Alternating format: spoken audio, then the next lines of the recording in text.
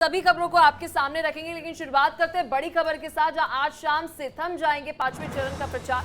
पांचवें चरण में 20 मई को 49 सीटों पर मतदान होना है। यूपी की 14 सीटों पर 20 मई को वोट डाले जाएंगे। रायबरेली, अमेठी जैसी हाई प्रोफाइल सीट्स भी इस चुनाव में शामिल हैं। ये बड़ी अपडेट आपको पांचवें चरण से जुड़ी दे रहे हैं, जहां पर आज शाम आपको बता दें कि पांचवें चरण के चुनाव प्रचार जो है वह थम जाएगा। इस बीच बड़ी अपडेट यह है कि 8 राज्यों की 49 सीटों पर जो है वह मतदान होगा। बड़ी अपडेट इस वक्त की आपको बता रहे हैं, और जिसमें यूपी के कई दिग्गज नेताओं की किस्मत का फैसला होना है।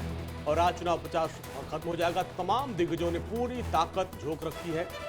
अमेठी, रायबरेली, लखनऊ, ऐसे वो तमाम जो हाई प्रोफाइल सीट हैं जिनमें अब दिग्गजों का फैसला ईवीएम में कैद हुआ। लेकिन आज अभी वक्त है कुछ घंटे का। तमाम लोगों ने पूरी ताकत झोंक रखी है और चुनाव प्रचार अपने चरम पर है। और पांचवें चरण के चुनाव में क्या कुछ खास रहने वाला है, ग्राफिक्स के जरिए अब आपको ये भी समझा देते हैं। 20 मई को 49 सीटों पर मतदान होने जा रही है। पांचवें चरण में 8 राज्यों में चुनाव है। 695 उम्मीदवारों की किस्मत दांव पर लगी हुई है। कई हाई प्रोफाइल सीटों पर वोटिंग होने जा रही है पांचवें चरण में। तो वहीं उत्तर प्रदेश की 14 सीटों पर वोटिंग होगी, जिनमें रायबरेली, अमेठी, लखनऊ भी शामिल है, जो हॉट सीट में शुमार है। उत्तर प्रदेश की रायबरेली से राहुल गांधी मैदान में है, अमेठी से स्मृति ईरानी, तो लखनऊ से राजनाथ सिंह। पांचवें चरण का प्रचार का शोर शाम को थम जाएगा।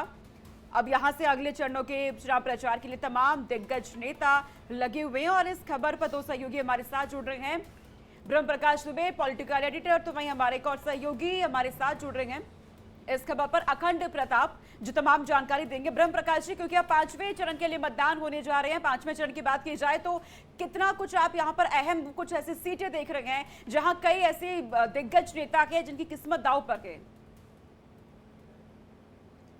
बिल्कुल बिल्कुल, देखिए आज शाम 7 बजे तक पांचवें फेज में जिन राज्यों में वोटिंग होनी है वहां चुनाव प्रचार खत्म हो जाएगा, क्योंकि 48 घंटे पहले जो है चुनाव प्रचार बंद हो जाता है। और जिन राज्यों में जो 8 राज्य हैं जहां की 49 सीटों पर जो है वोटिंग होनी है पांचवें फेज में, उनमें से कई महत्वपूर्ण सीटें हैं। उत्तर प्रदेश में अमेठी, रायबरेली है, लखनऊ है जहाँ से राजनाथ सिंह जो है रक्षा मंत्री वो मैदान में है। इसी तरह से जो है बिहार में हाजीपुर सीट है जहाँ से चिराग पासवान मैदान में है, जो 5वें फेज में वोटिंग जहां पर होगी। इसी तरह से कश्मीर में उमर अब्दुल्ला, उनकी सीट पर भी जो है 5वें फेज में वोटिंग होनी है। तो इन 49 सीटों पे कई अहम सीटें ऐसी हैं जहां पर बीजेपी और कांग्रेस का सीधा मुकाबला है। हालांकि इन 49 सीटों पे आप देखिए तो 2 सीटें जो जिन पर कांग्रेस का स्टिक लगा हुआ है, अमेठी और रायबरेली, वो भी 5वें फेज में उन पर भी वोटिंग होगी।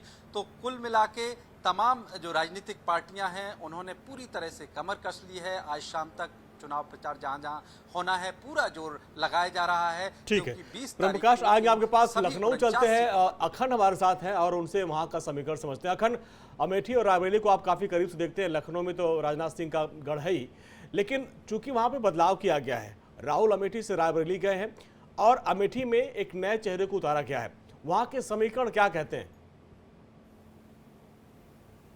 देखिए अंजनी, जो ये 5वां चरण है, ये अब तक का उत्तर प्रदेश का जो पिछले 4 चरण रहे हैं उनमें सबसे हाई प्रोफाइल सीटें इसी चरण में शामिल हैं। सबसे ज़्यादा सीटें भी हैं, 14 सीटों पे चुनाव हो रहा है। और सबसे हाई प्रोफाइल सीटें इसलिए भी क्योंकि अमेठी, रायबरेली के साथ आपका लखनऊ भी शामिल है, जहाँ से राजनाथ सिंह हैं। लखनऊ में ही मोहनलालगंज से एक सीट है जहाँ से केंद्रीय मंत्री हैं कौशल किशोर, वो भी उम्मीदवारी अपनी जता रहे हैं। इसके अलावा अयोध्या भी, जहाँ राम मंदिर बनने के बाद पहली बार चुनाव हो रहा है, वो बहुत महत्वपूर्ण सीट है। कैसरगंज सीट ऐसी है जहां पे ब्रजभूषण शरण सिंह के बेटे करण भूषण वहां से चुनाव लड़ रहे हैं। तो ऐसी कई सीटें हैं और इसके अलावा 5 सीटें ऐसी भी हैं जो बुंदेलखंड से आती हैं। तो हाई प्रोफाइल सीटों का अगर कहा जाए तो जखीरा 5वें चरण में आपको देखने को मिल रहा है उत्तर प्रदेश से। अब रही बात आपकी जो बदलाव किया गया है रायबरेली और अमेठी के उम्मीदवारों को लेके कांग्रेस की तरफ से, वो बेहद महत्वपूर्ण है, क्योंकि परंपरागत सीट रही है दोनों ही कांग्रेस की। हालांकि 2019 के चुनाव में राहुल गांधी अमेठी से चुनाव हार गए थे, स्मृति ईरानी वहां से चुनाव जीती थी और इस बार फिर स्मृति ईरानी वहां से खम ठोक रही हैं और उनके खिलाफ उतारा गया है कांग्रेस की तरफ से, जो पीए कहे जाते थे। एक तरीके से सारा कामकाज रायबरेली में देखते थे सोनिया गांधी का। उनके अखंड आपके पास वापस आते हैं, लगातार हमारे पॉलिटिकल एडिटर ब्रह्म भी हमें पूरा एनालिसिस जो है दे रहे हैं। ब्रह्म, आपसे समझना चाहूंगी कि जब हम रायबरेली सीट की बात करते हैं, ना केवल कांग्रेस इस बार यहाँ पर मेगा रैली करते हुए नजर आई, हमने सोनिया गांधी को देखा, राहुल गांधी को देखा, प्रियंका गांधी वाड्रा भी मौजूद थी, तो वहीं दूसरी तरफ गृह मंत्री अमित शाह भी यहाँ पर मौजूद थे। स्टार प्रचारकों की अगर हम बात करते हैं, बीजेपी की तरफ से यहाँ पर संबोधन करते हुए नजर आए। बिल्कुल बिल्कुल, देखिए अमेठी रायबरेली में दोनों ही पार्टियों के नेता जो है वहां पर लगातार जा रहे हैं, बड़ी रैलियां कर रहे हैं। आप देखिए अशोक गहलोत राजस्थान के पूर्व मुख्यमंत्री हैं, इसी तरह से छत्तीसगढ़ के पूर्व मुख्यमंत्री भूपेश बघेल, दोनों ही पूर्व मुख्यमंत्रियों को वहां पर लगाया गया है राहुल गांधी के लिए रायबरेली में, क्योंकि अमेठी का किला पहले ही कांग्रेस के पास से जा चुका है, ढह चुका है। इस बार हालांकि कांग्रेस वहां भी पूरी ताकत लगा रही है। तो रायबरेली में आपने देखा कि कल सोनिया गांधी ने किस तरह से पब्लिक से एक भावुक अपील की थी कि राहुल गांधी आपके हवाले है और आपकी उम्मीदों पर खरा उतरेगा, आपकी उम्मीदों जाया नहीं होंगी। तो एक भावनात्मक अपील भी सोनिया गांधी की तरफ से वहां के वोटर्स को की गई है।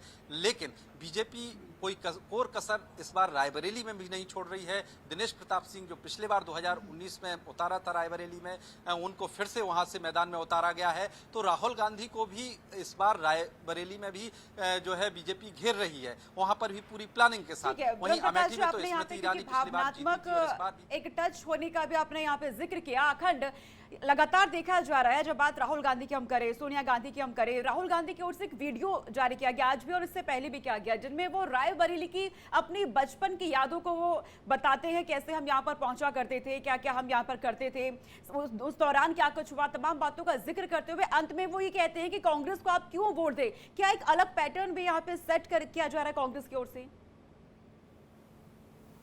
बिल्कुल, ये भावनात्मक जुड़ाव एक बड़ा जरिया बना रही है कांग्रेस। और जिस तरीके से पहले एल्बम देखते हुए और फिर ये दूसरा वीडियो, तो ये दोनों ही वीडियो ये बताने की कोशिश है।